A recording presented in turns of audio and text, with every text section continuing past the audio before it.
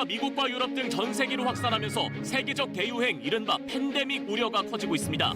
특히 이탈리아는 하루 새 확진자가 1,000명, 사망자가 100명 이상 나오는 등 상황이 더 심각해졌습니다. 코로나19 확산으로 세계 금융시장도 출렁였습니다. 경제적 불확실성이 길게 이어질 수 있다는 불안감이 유가를 떨어뜨리면서 충격이 커졌다는 분석인데 코스피와 코스닥 지수 모두 4% 넘게 급락했습니다. 한일 양국의 입국 제한 조치가 오늘부터 시작된 가운데 두 나라를 오가는 항공편이 대부분 중단됐습니다.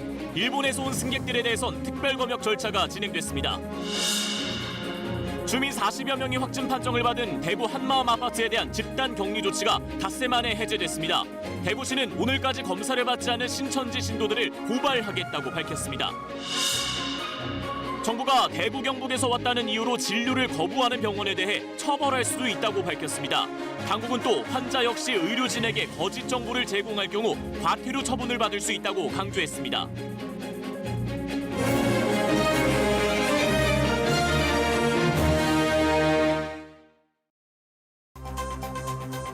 코로나19 확진 환자 증가폭이 처음으로 200명대로 떨어졌습니다.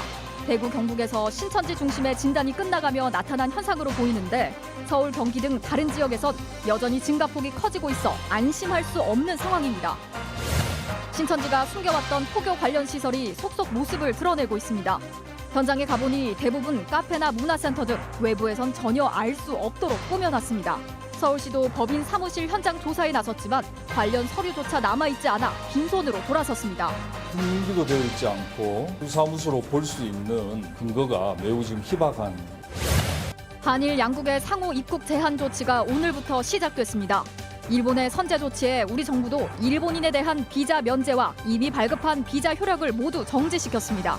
일본 내부에서도 이번 조치가 방역보다는 정치적 목적이라는 비판이 나오고 있습니다. 윤석열 검찰총장의 장모 최 씨가 토지 매입을 위해 위조 잔고 증명서까지 활용한 사실이 드러났지만 검찰은 수사하지 않은 것으로 확인됐습니다. 자신도 동업자에게 사기를 당했다고 주장한 최 씨. 이 문제에 대해 사위인 윤 총장에게 자문을 구했을 가능성도 제기됩니다. 나도 변명을 해야 되니까 사위한테라도.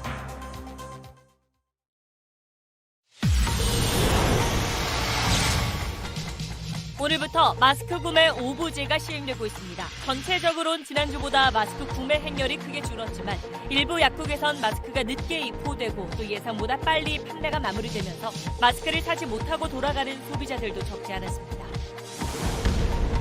국내 코로나19 환자 수가 7,478명으로 늘었습니다. 추가 확진자 수는 165명으로 13일 만에 200명 아래로 떨어졌습니다.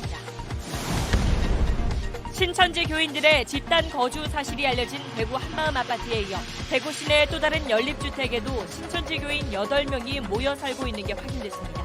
3명이 확진 판정을 받았고 5명은 검사를 진행하고 있습니다. 유럽에서 코로나19 확진자 수가 급증하고 있습니다. 이탈리아 확진자 수는 7,300명을 넘어섰고 프랑스와 독일 환자 수도 1,000명을 넘었습니다.